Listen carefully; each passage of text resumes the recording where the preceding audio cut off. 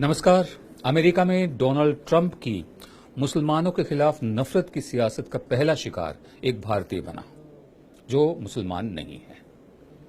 श्रीनिवास कुचिबोटला की हत्या कर दी गई कैंसस शहर में, और हत्या करने वाला गोली मारने के बाद चिल्लाया, leave my country.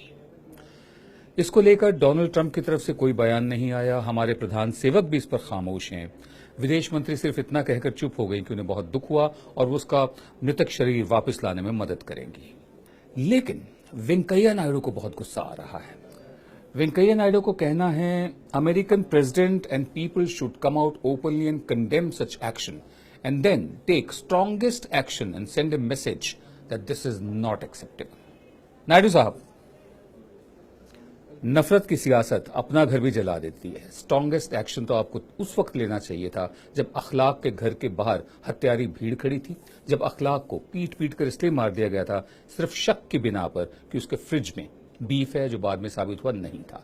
Strongest action आपको तब लेना चाहिए था जब अखलाक के हत्यारों में से एक रवि सिसोदिया जेल में बीमारी के कारण मरा और उसके शव को, उसके मृतक शरीर को तिरंगे में लपेटा गया, जो गैर कानूनी है, और एक केंद्रीय मंत्री वहां पर श्रद्धांजलि देने पहुंचे।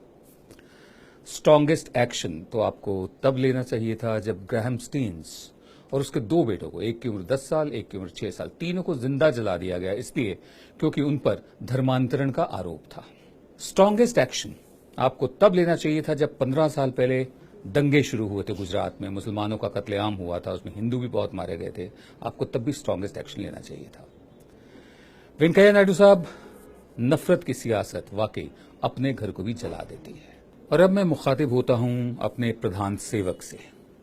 प्रधान सेवक साहब, जिस तरह आपने अखलाक के एक आरोपी हत्यारे की मौत पर अपने केंद्रीय मंत्री को भेजा था, तिरंगे में उसका शव लिपटवाया था, ये सब किया था, कृपया अपने गृह मंत्री से अनुरोध कीजिए, जिनके तहत दिल्ली पुलिस आती है, कि वो लेक्चरर रामजस कॉलेज के जो अस्पताल में भर्ती हैं, जो कभी बाहर आते हैं अस्पताल से फिर जाना पड़ता है, जो कम से कम 1 महीना पढ़ा नहीं पाएंगे क्योंकि एबीवीपी के लोगों ने उनकी पिटाई की थी, अपने गृह मंत्री से कहिए कि जाकर हॉस्पिटल में या उनके घर पर उनको विजिट कराएं, उनका हाल चाल पूछाएं। दिखा दीजिए प्रधान सेवक साहब कि 56 इंच के सीने में दिल कितना बड़ा है। हमारे यहाँ एक पुरानी कहावत है कि बंदर के हाथ में अगर उस्तरा आ जाए, उस्तरा जैसे कि आप जानते हैं रेजर होता है, जिसे नाई लोग जो होते हैं दाढ़ी बनाते हैं, तो बंदर के हाथ में अगर उस्तरा आ जाए तो उसको समझ में नहीं आता कि क्या है, इसका क्या करें। ये खाने की चीज है या किसी को मारने की चीज है या खेलने की चीज है, ये है क्या, उसको नहीं मालूम होता। हमारे सोशल मीडिया के साथ भी ऐसा ही हो रहा है। बहुत सारे लोग ऐसे हैं, उन्हें मालूम नहीं है कि सोशल मीडिया का इस्तेमाल क्या करना है। हम लोग मेन स्ट्रीम मीडिया वाले ही रहे हैं, 40 साल से ज्यादा मेन स्ट्रीम मीडिया किया है। उसमें जो आजादी होती है, आजादी के साथ साथ जिम्मेदारी भी आती है। Liberty means responsibility. लेकिन सोशल मीडिया पर क्योंकि पहचान छुपी रहती है, कोई भी कुछ भी लिख सकता है, कोई भी कुछ भी बोल सकता है। हाल ही में हमारे यहाँ की एक लेखिका है शोभा डे, उन्होंने एक पुलिस वाले का मजाक उड़ा दिया। क्योंकि वो बहुत, उनका डील डॉल बहुत बड़ा था, उनका जिस्म बहुत बड़ा था, मध्य प्रदेश का पुलिस वाला था, कह ये दिया कि ये बॉम्बे पुलिस का हाल है।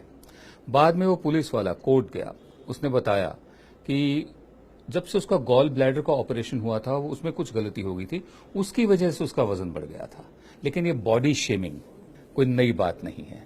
मोटेपन को लेकर मजाक उड़ाया जाता है, गंजेपन को लेकर मजाक उड़ाया जाता है, मतलब जिस्म को लेकर मजाक उड़ाना हमें समझ में नहीं आया। बिल्कुल इसी तरह दिल्ली मेट्रो सेवा में एक वीडियो शूट किया गया जिसमें एक पुलिस वाले को दिखाया गया जो खड़े खड़े ऐसे झूम रहा था। झूमते झूमते वो गिर गया, वीडियो वायरल हो गया। सब ने मान लिया कि ये तो शराब पिए हुए था। दिल्ली पुलिस का आदमी ड्यूटी पर शराब पिए हुए था। हकीकत ये थी कि करीब 2-3 साल पहले उसे स्ट्रोक हुआ था, सलीम नाम है उसका। उसे स्ट्रोक हुआ था और पार्शली उसका पैरालिसिस हो गया था, लकवा मार गया था आधे जिस्म को। उसके लिए खड़ा रह पाना मुश्किल था, लेकिन अब चला दिया, जो भी मुंह में आया बोल दिया, लिख दिया।